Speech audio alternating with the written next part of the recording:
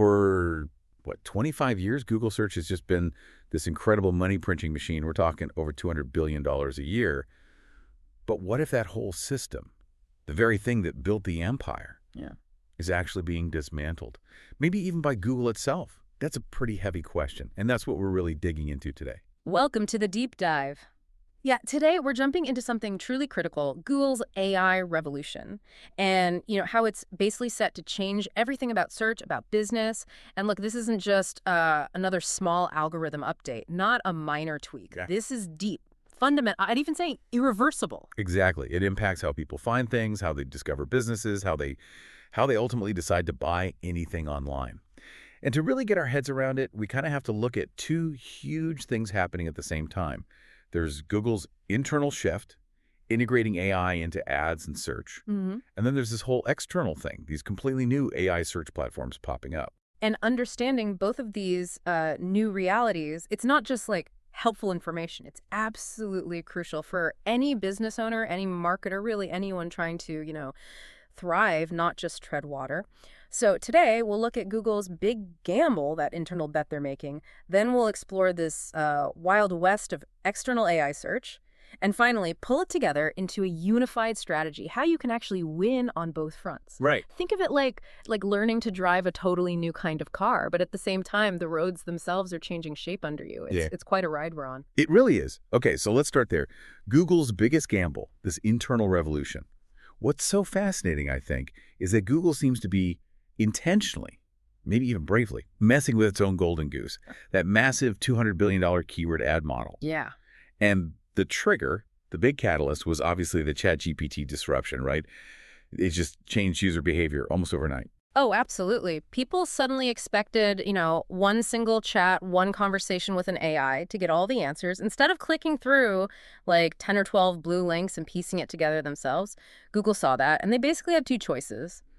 Fight this powerful new thing, or own it. And they made the bold call, own it.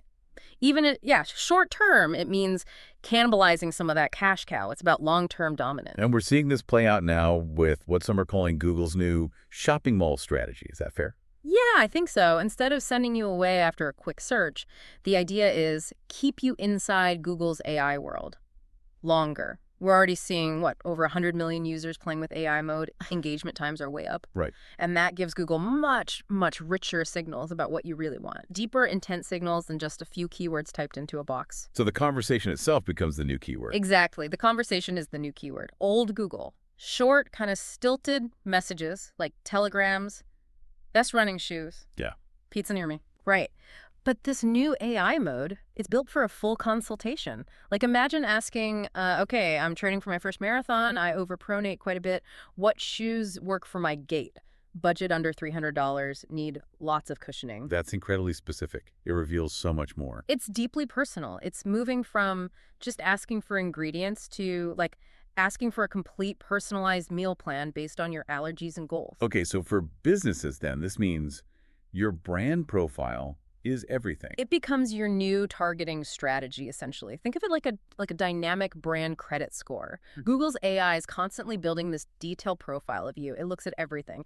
Your website, yeah, but also reviews, social media, partnerships, your whole digital footprint. It understands where you sit in the market with scary sophistication. And honestly, I still wrestle with making sure my own brand profile is sending the right signals consistently. Yeah. It's a constant effort, It keeps evolving. I imagine. You want that AI to get you. Exactly right. Which leads to this idea Google talks about internally. Feed hygiene. Seed hygiene. Yeah, it's the classic garbage in, garbage out. If you feed the system messy, generic, old product info, well, that's the kind of customer it's going to find for you. Low quality. Okay. But if you feed it rich, specific, current data, especially really detailed conversational product descriptions, you're training the AI, training it to find high-quality customers. Yeah. And that creates this powerful compound interest effect. More good data in, the better it gets at finding your ideal people. It becomes a self-improving flywheel. So the Google Ads account itself, it's less an ad platform now and more like an AI training system for your business. Precisely. You have to shift your mindset. You're not a micromanager anymore, tweaking every little keyword and bid. Right. You need to be a great teacher. Give high-level strategic direction. Tell the AI, this is what a great customer looks like. Then you trust the smart bidding. Let the AI figure out the how.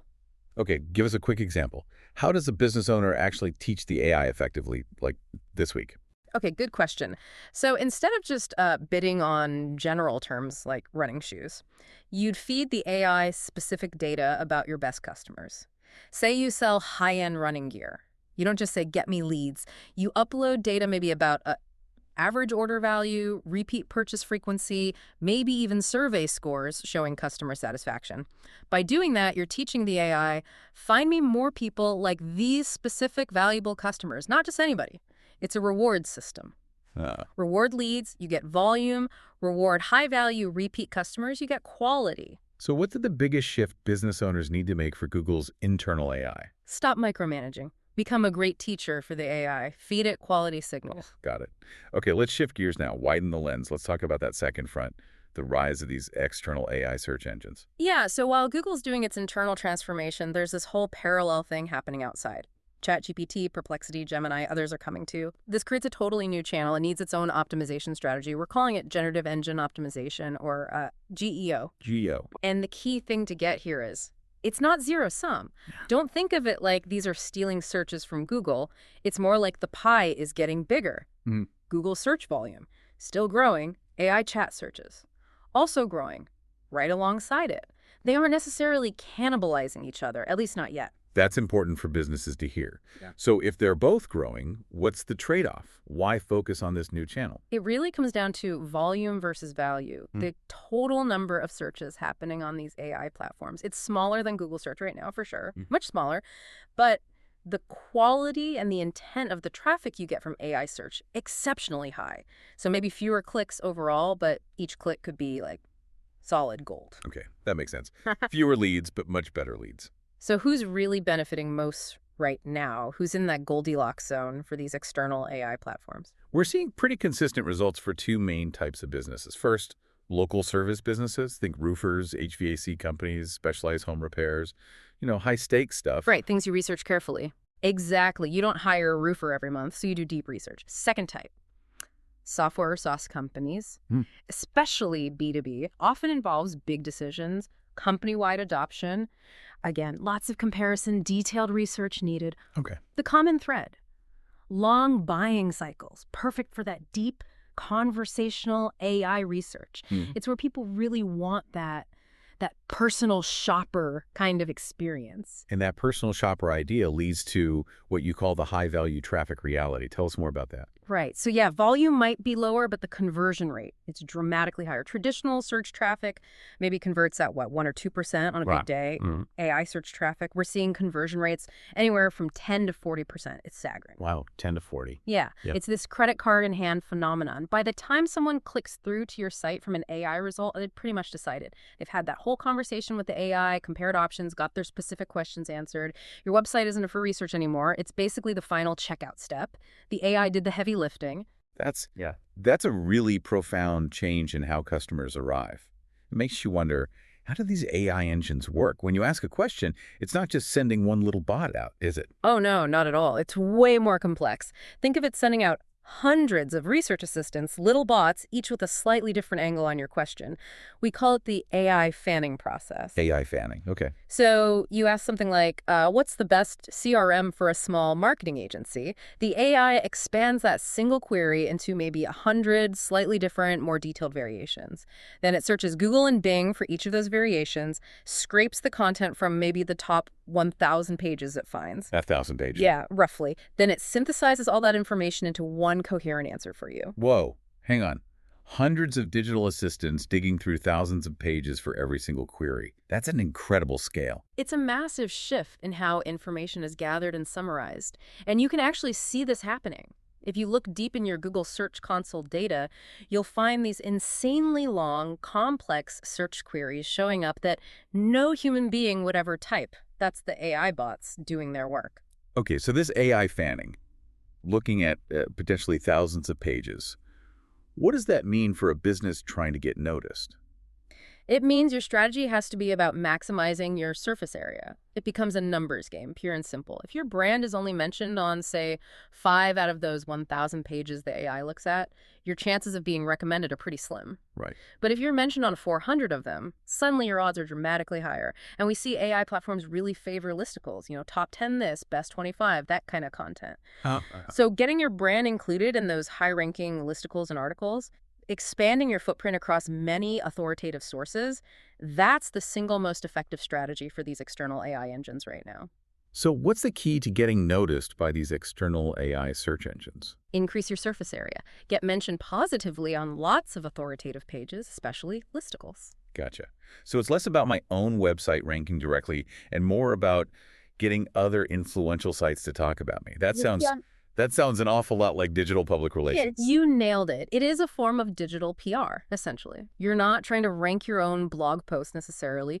You're trying to convince the influential journalists, those websites that already rank well, to include you, to write about you. Okay. And the good news, we now have tools for this. These new AI SEO tracking platforms, they act like reconnaissance tools. Mhm.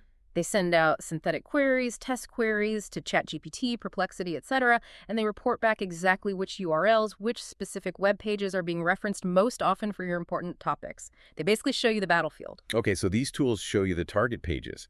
Then what? How do you actually do the digital PR? How do you get those mentioned? It's pretty systematic. First, use the tools to identify the target URLs, the pages the AI already trusts and cites for your niche. Second, prioritize. Focus on the pages that get referenced most often, high impact first. Third, direct outreach.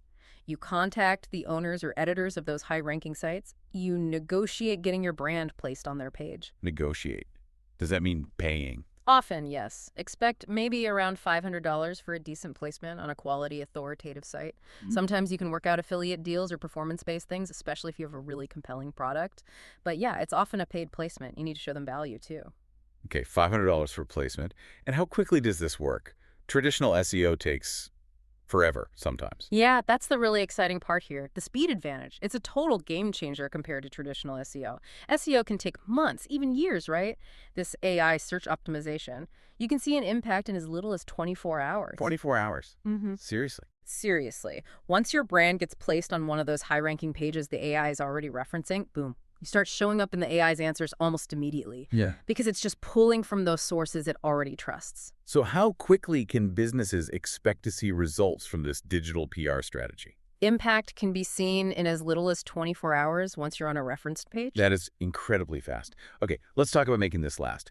Building a sustainable presence. And then I want to hit what feels like the million-dollar question in all this. Right, sustainability. For AI search, think of it like real estate. You don't want to buy 1,000 cheap rundown houses. Yeah. You want a few really high quality properties in the absolute best locations. That's the listicle strategy. Again, AI models love comprehensive list-style content, top 25 restaurants, best CRM software, that kind of thing. Your main goal is getting included in those types of articles. So very much quality over quantity. Absolutely. Focus your energy, your budget, on getting placements on pages that are already ranking well on Google, like first 3 pages. Why? Because the AI systems source their info primarily from those high authority, already ranking pages. They trust Google's judgment, basically. Yep. And bonus, getting placements on these high authority sites, those are powerful backlinks. They significantly boost your own website's domain authority, which helps your traditional SEO too. It's a double win. Nice, a compound benefit there. Okay, now for that million-dollar question, will users actually click? Ah, yes. This feels like the biggest unknown, especially for Google's internal AI shift. Mhm. If the AI gives such good answers in the chat, why would people need to click through to a website anymore? Yeah. Couldn't that totally wreck Google's cost-per-click ad model? It's the question everyone's asking. And yeah, it could fundamentally change Google's revenue model, maybe towards impressions or conversions, not just clicks. My take. It's a quality over quantity bet. The total number of clicks, yeah, that might go down in this new world. Yeah. But the quality, the intent behind the clicks that do happen, that should go way, way up. Think about it. Someone who just spent 5 minutes having a deep chat with an AI about their exact needs, budget, situation when they finally do click. That person is a highly qualified prospect, way more qualified than someone who just typed 3 words into a search bar. They're practically ready to buy. So less traffic overall, but the traffic you get is much more valuable. That's the bet. And all this uncertainty, this shifting ground, Yeah. it really creates a huge advantage for early movers, doesn't it? Oh, massively. Huh. A huge early mover advantage. Right now, the businesses that start adapting, start feeding these AI systems the right data, start getting those digital PR placements, they are the ones who get to train the AI. Train it to recognize their ideal customers before most competitors even realize the game has changed. And once those AI systems learn those patterns, that compound effect kicks in. It becomes incredibly hard for latecomers to catch up. Why is being an early mover so critical in this AI search landscape? Early movers train the AI on their ideal customer, gaining a compounding advantage that's really hard for competitors to overcome later. Mid-roll sponsor read. Okay, so let's pull this all together. We need a unified strategy, right? Because you're fighting this war for attention on two fronts now. There's the internal battle, optimizing for Google's own AI mode inside its search and ads, and then the external battle, optimizing for ChatGPT, Perplexity, all the others. You need a plan for both. Okay, walk us through it. Let's start with the internal battle plan. Optimizing for Google's AI. Key steps. All right, first, audit your brand profile. Is your messaging consistent, high quality everywhere online? Fix it if not. Second, upgrade your campaign types. You need to be using Performance Max, modern search campaigns. That's how you access the AI mode traffic. Third, obsess over feed hygiene. Give Google rich, structured conversational info about your products or services. Fourth, track quality metrics. Move beyond just counting leads. Track customer lifetime value, repeat purchase rates, tell the AI what real value looks like. And finally, maybe the hardest part, trust the AI's optimization. Be that great teacher, not the micromanager. Give strategic direction, then let it work. That's a solid checklist for the Google internal side. Now, the external battle plan. Optimizing for those other AI search engines. Okay, external plan. First, assess your business fit. Remember, long research-heavy buying cycles are the sweet spot here. Is that you? Second, implement tracking. Use those AI search monitoring tools we talked about. Find out which URLs the AIs are actually referencing for your topics. Third, prioritize your placements. Focus outreach on the most frequently cited, highest authority pages first. Get the biggest bang for your buck. And fourth, really important, build real relationships. Don't just chase one-off placements. Develop ongoing partnerships with key content creators and sites in your niche. That creates a sustainable advantage. It sounds like the long game here, for both internal and external, is really about building a strong brand moat, something competitors find hard to cross. That's exactly it. It's not just about tactics. It's about building a brand that an AI can easily understand and confidently recommend. And that requires what? Consistent messaging, good data infrastructure to capture insights, conversational content that answers real questions, and strong relationships. It's holistic. And this is all really just the start, isn't it? We're heading towards Mm-hmm. what people are calling the agentic future, where the AI does more for you. Yeah, exactly. Google's AI and others, they're becoming more agentic, meaning they won't just give you info, they'll start completing tasks for you. Soon, your AI might book the flight, make the dinner reservation, complete the purchase, maybe without you ever visiting a website directly. Wow. So customer acquisition shifts. It happens via these AI intermediaries. Your success depends on training those AIs to choose your business when they act on the user's behalf. Imagine your AI not just suggesting restaurants, but actually booking the table, ordering the Uber, handling the payment, all in the background. It's a profound change in how we interact and transact. And it brings us right back to that compound learning effect. The rich get richer. Both Google's Ad AI and the external AIs, their compound learning systems, the work you do now, the optimization, the data hygiene, the relationship building, it compounds over time. Early efforts create an advantage that just grows, making it harder and harder for competitors to catch up. Businesses building strong AI relationships now are setting themselves up for sustained long-term advantage. So preparing for this future, it's less about having one perfect strategy today and more about being adaptive. Precisely. An adaptive strategy, the specific tactics. They'll definitely change as the tech evolves. Who knows what it looks like in 2 years.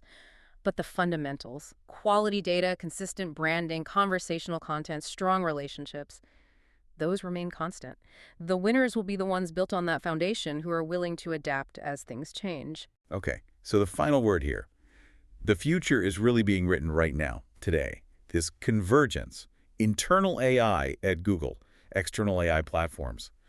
It's creating this unprecedented moment, an opportunity. And the companies that win aren't just adopting new tactics. They understand it's a new mandate. Build a stronger, clearer, more discoverable brand, one that AI systems can easily understand and, crucially, Trust. Yeah, the fundamental question isn't if AI will transform how people discover businesses. It absolutely will. The question is whether your business will be positioned to benefit or whether you'll be left behind. So what does this mean for you listening right now? The time to start figuring this out is, well, it's now. The tools are emerging, the opportunities are becoming clear, but the landscape is still very much in motion. Start experimenting. Start adapting. Start teaching these AI systems about your value now. Thank you for joining us on this deep dive into Google's AI revolution. It's a complex topic, but hopefully we've shed some light. We really hope you picked up some valuable, maybe actionable insights to help you navigate what's coming. Until next time.